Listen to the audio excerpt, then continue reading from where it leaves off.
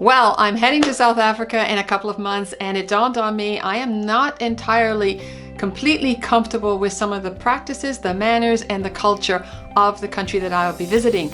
And so I thought that would be a great topic to go over today. Different manners that we can find throughout the world. Coming up.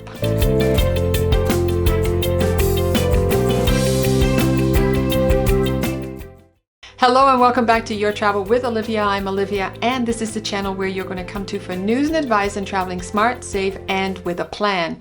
And so my plan is to have a better understanding and idea of what are some of the manners and the culture of South Africa, the country that I will be visiting. Now, I haven't gone into great depth on researching that right now, but I did come up with some other practices that maybe throughout the world that maybe we should pay attention to. When you think about some of the practices that are out there, you know, from the North American culture, the Western culture, may be a little bit different than in some of the other regions throughout the world. For instance, greeting somebody. It's a normal practice to extend your right hand and to shake their hand. Nothing wrong with that. And that is expected at most of the countries out there. Some places they don't shake hands, they hug, some kiss from side to side, some actually just bow. But if you are going to extend your hand, always make sure that it is your right hand in some countries, and especially in the Far Eastern countries like Turkey and Saudi Arabia, because they don't extend their left hand. That is a complete insult and actually a horrific move for you to do, because it is in their culture you eat with your right hand and you go to the bathroom with your left hand. And so therefore in our culture we will do our right. If we were to do the left, it wouldn't be that big a deal, but in the Middle Eastern countries and in some of those Far Eastern countries it is a big deal. So keep that in mind when you are traveling to these regions. Another one is tipping. It is common practice in North America that anytime that you're in the hospitality industry that you tip after your services have been rendered, right? Well, that's mainly because they don't get paid enough. So therefore their salary is kind of supplemented by your tipping. Whereas in a lot of the other countries out there, their salaries are not based on them being tipped. So they are paid according to their standards and adequacy. So therefore it is not necessary for you to tip them. Now, if you want to, in Britain, in France, in a lot of the European countries, if you want to tip them, not a problem. But in Japan, do not tip in Japan. It is considered an insult. It is sort of like if you left them a tip, you're sort of saying to them, I'm sorry about your luck.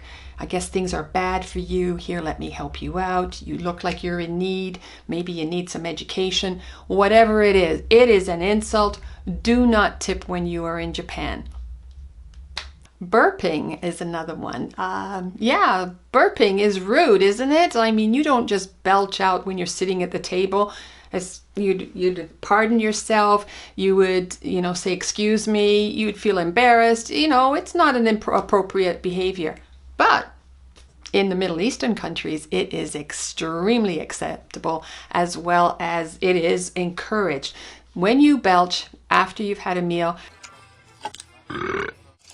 you are telling the chef, you are telling the host, that was enjoyable. You are satisfied. You've had enough, and therefore that's a sign of respect. And they love it. So therefore, if you are in a Middle Eastern country, Turkey, Lebanon, Iraq, Iran, by all means, go ahead and burp loud and clear so that the chef can hear you and know that you thoroughly enjoyed your meal.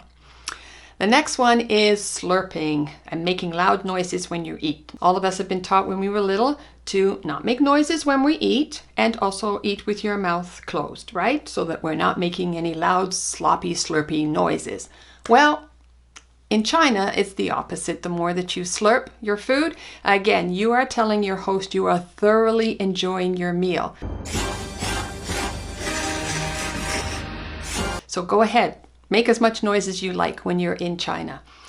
That gives you some idea of some of the cultures and the manners out there that are different from what we have here. If you want to make your trip the most enjoyable, and also you want to compliment them wherever you happen to be traveling to, and you want to show them respect, know their cultures, know their manners, and practice those. At this time, I want to encourage you to put in the comment section down below any practices that you have come across in your travels that you think would be really interesting. And hey, help me out where South Africa is concerned too. That would be really appreciated. Looking forward to my trip, looking forward to your comments, as well as don't forget, if this is your first time visiting this channel, please consider subscribing by hitting the subscribe button down below, as well as the bell notification to let you know that I have just uploaded a new video. In my next video, what I want to do is cover my preparation for South Africa. I want to bring you on that journey with me. So I will be doing a video on my preparation for my trip, as well as, of course, while I'm there, I'm definitely going to be covering that as well. I'm so looking forward to it. So looking forward to hearing from you guys. Love being here with you. Love seeing you here every single week.